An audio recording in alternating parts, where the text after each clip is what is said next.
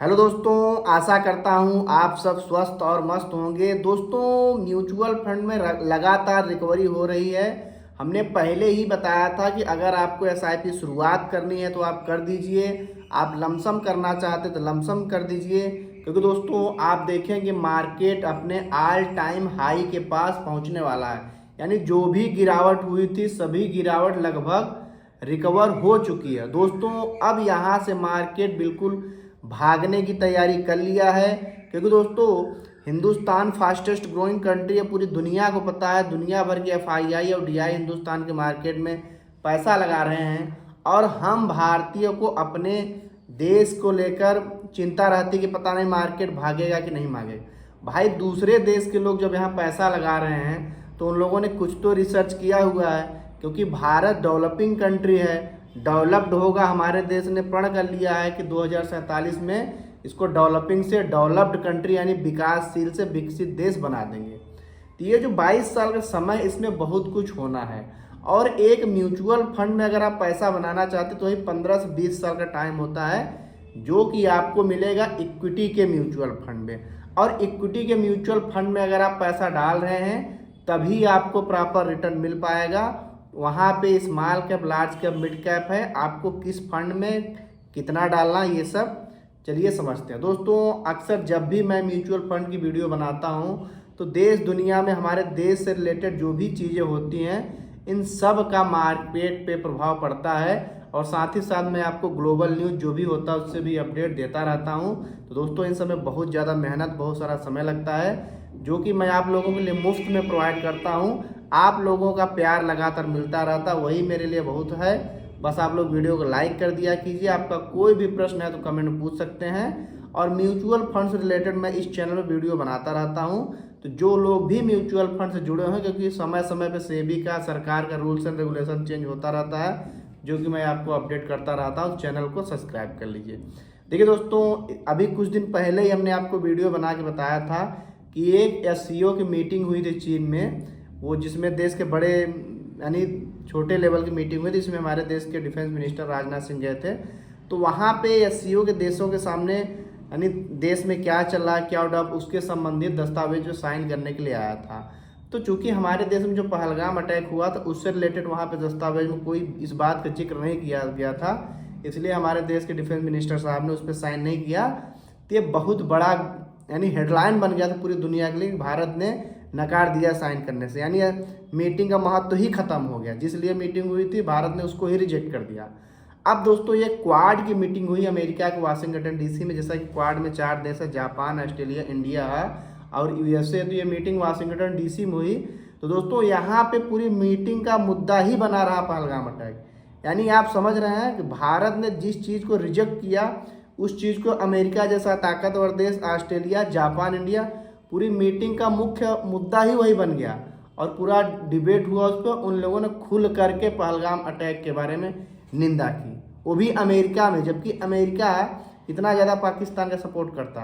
तो दोस्तों ये भारत की बढ़ती हुई ही ताकत है। लेकिन दोस्तों हमारे देश में दुख तो तब होता है ना कि हमारे देश को बाकी दुनिया के लोग एक सॉफ्ट स्टेट के रूप में मानते हैं। सॉफ्ट स्टेट मतलब वो जो बहुत ज़्यादा कड़े फैसले नहीं लेते हैं ना, यानी थोड़ा सा भी दया वया दिखाओ, यानी विनती करो तो पिघल जाता है। अब जैसे देखिए पहलगाम अटैक हुआ और ऑपरेशन सिंदूर भारत ने किया, उसमें भारत ने क्या किया, क्विक एक्शन लेकर के पाकिस्तान के जितने बड़े बड़े सेलिब्रिटी थे उन लोगों का, क्योंकि पाकिस्तान में बहुत बड़ी संख्या में लोग हिंदी बोलते हैं और भारत में तो वहाँ से 10 गुना ज़्यादा लोग हिंदी बोलते हैं।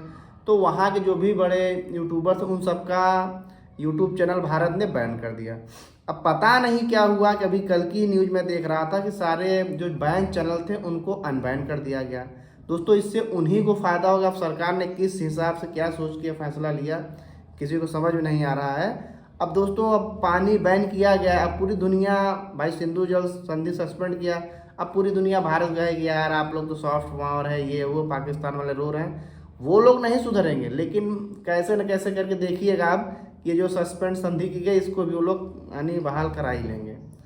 तो दोस्तों ये हमारे भारत देश की सॉफ्ट पावर है, क्योंकि दोस्तों हमारा देश गांधी का देश है। जब पहली बार ही संधि हुई तब भी बहुत बड़ी उदारता भारत ने दिखाई थी, 80% पानी दे दिया था। अब आप देखिए भारत क्या है, गांधी जी का देश है। गांधी जी ने क्या कहते थे कि जो माफ़ वही करेगा जो ताकतवर है ना। यानी शक्तिशाली व्यक्ति ही माफ़ करता है और उसी को माफ़ी मानी जाती है ना। अगर कोई गरीब इंसान जाओ हमने माफ़ कर दिया तो उसका कोई वैल्यू नहीं रहता। अब भारत में क्या है दोस्तों, भारत के जितने भी लोग हैं इनकी मानसिकता कैसी है। भारतीय तुरंत खुश हो जाते हैं और तुरंत निराश हो जाते हैं। दोस्तों यही मानसिकता आपको मार्केट में देखने को मिलती है। आप म्यूचुअल फंड या मार्केट में आएंगे, अब जैसे ही आएंगे मान लीजिए गिरावट होना शुरू हो गए तो दुखी हो जाएंगे, प्रेशराइज हो गए, लॉन्ग टर्म का विजन लेके नहीं चलते हैं। वहीं इजराइल हो गया, अमेरिका, और ये लोग की जो पॉलिसी 20-20 साल पहले उसको ही ये लोग लेके चलते हैं, है ना। तो आपको लॉन्ग विजन चाहिए। तो लॉन्ग विजन इसीलिए तो आप कोई भी रिपोर्ट उठा के देख लीजिए, जब फ़ायदा देखेंगे। अब देखिए मार्केट ऑल टाइम हाई के ऊपर पहुंचने जा रहा है तो बहुत सारे लोग नए लोग SIP करना शुरू करते हैं। अब उसके बाद भाई मार्केट तो ऊपर नीचे होते हुए ना आगे जाएगा, पहले ऊपर जाएगा फिर गिरेगा, फिर द एंड वो आगे ही जाएगा।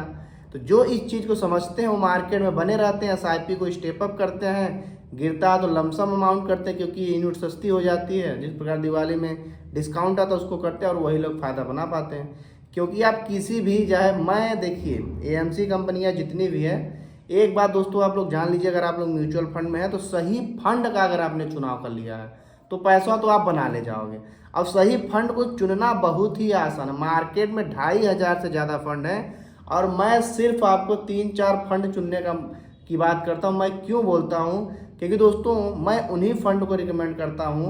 हालांकि मैं सेबी रजिस्टर्ड नहीं हूँ, मैं आपको किस प्रकार फंड चुनना ये बताता हूँ कि बिग AUM वाला। बिग AUM मतलब वो फंड जो काफ़ी बड़े हैं। दोस्तों पहले भी जो फंड काफ़ी बड़े थे वही फंड आज भी बड़े हैं और यही फंड आगे भी बड़े रहेंगे। इसका फ़ायदा क्या होगा, यानी जो पहले अमीर था वो अभी भी अमीर है और आगे भी अमीर होता जाएगा। अब अडानी अंबानी गरीब थोड़ी हो जाएंगे, इनकी संपत्ति तो सेकेंडों में जाने कितना बढ़ रही है। तो दोस्तों बड़े जो AUM वाले फंड होते हैं उनमें आपको पैसा लगाने का फ़ायदा आपको क्या मिलता है। एक तो अगर वो पैसे वाला तो उसके पास गुड फंड मैनेजर होगा, और जितने बड़े बड़े फंड मैनेजर इनके पास 4-4 5-5 फंड मैनेजर हैं और ये इनकी जो टीम होती है देखती रहते हैं कि जो नए फंड है ना उसमें जो नया फंड मैनेजर बढ़िया काम कर रहा उसको वहाँ से खरीद लेंगे। इसीलिए आप देखेंगे जो भी एक्सपीरियंसफुल फंड मैनेजर होता है वो लोग उसको अपने पास रख लेंगे।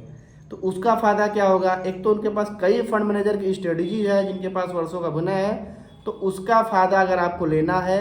और इनके पास ये लोग देखिए कैश होल्ड करके भी रखते हैं। जो छोटे मोटे फंड हैं वो बहुत ज़्यादा कैश होल्ड करके नहीं रख पाते, क्योंकि इनका AUM बड़ा है तो इनका 1-2% बहुत ज़्यादा हो जाता है। अब कैश होल्ड का मान लीजिए क्या फ़ायदा, जब कभी मार्केट गिरती तो आप ये सोचते हैं काश यार मेरे पास पैसा होता था हम इस गिरावट का फ़ायदा ले लेते।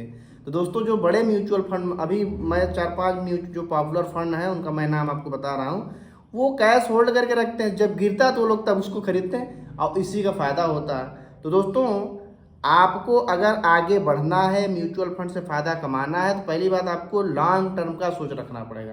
क्योंकि लॉन्ग टर्म में आप जो पॉपुलर फंड उनको देखेंगे तो स्मॉल कैप का 17 से 18% यानी एवरेज रिटर्न है, मिड कैप का 15 से 16% तक का एवरेज रिटर्न है और लार्ज कैप का 12-13% तक एवरेज रिटर्न है। अगर 12% का भी एवरेज रिटर्न होता है तो हर 6 साल में रूल ऑफ 72 के अनुसार पैसा आपका डबल हो जाएगा। 15% है तो 4-4.5 साल में, 18% है तो आपका 3.5 या 4 साल में डबल हो जाएगा।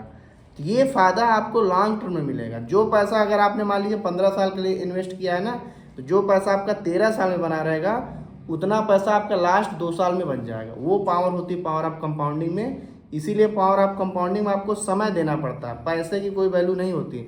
आप समय दीजिए मार्केट में, जल्दी शुरुआत करिए, भले ही छोटी शुरुआत करिए। आप SIP करना शुरू करिए, भले ही 5,000 शुरुआत करिए, समय के साथ आपकी इनकम बढ़ती जाएगी तो आप स्टेप अप करते जाइएगा। तो देखिए मैं सिर्फ 3 फंड में इन्वेस्ट करने के लिए बोलता हूँ, उसके पीछे रीज़न क्या है, लार्ज कैप, मिड कैप और स्मॉल कैप। भाई बाकी आपको बहुत सारे फंड मिल जाएंगे, वैल्यू फंड मिल जाएंगे, उसके बाद में कंट्रा फंड मिल जाएंगे, उसके बाद बहुत सारा सिस्टम मिल जाएगा, है ना। लेकिन इन सबसे अगर लॉन्ग टर्म की बात है भाई, अगर आप 5 साल तक के लिए डालते हैं तो फिर आप फ्लैक्सी कैप या हाइब्रिड फंड में जाइए, या तो डेब्ट फंड में जाइए, है ना, या तो लिक्विड फंड में जाइए, क्योंकि वहाँ पे आपको रिटर्न कम मिलेगा, आपका पैसा सेफ रहेगा।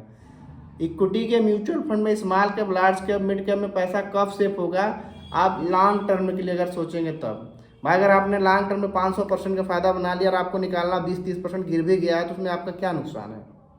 तो ये सोच आपको रखनी पड़ेगी। तो आपको जैसे स्मॉल कैप में 4-5 पॉपुलर फंड के नाम जैसे जैसे बंधन का हो गया, क्वांट का हो गया, निप्पॉन का हो गया, टाटा का हो गया, डीएसपी का हो गया, एसबीआई का होगा, ये सारे प्रतिष्ठित फंड है। आपको 2-3 लेना तो कोई भी आप ले सकते हैं।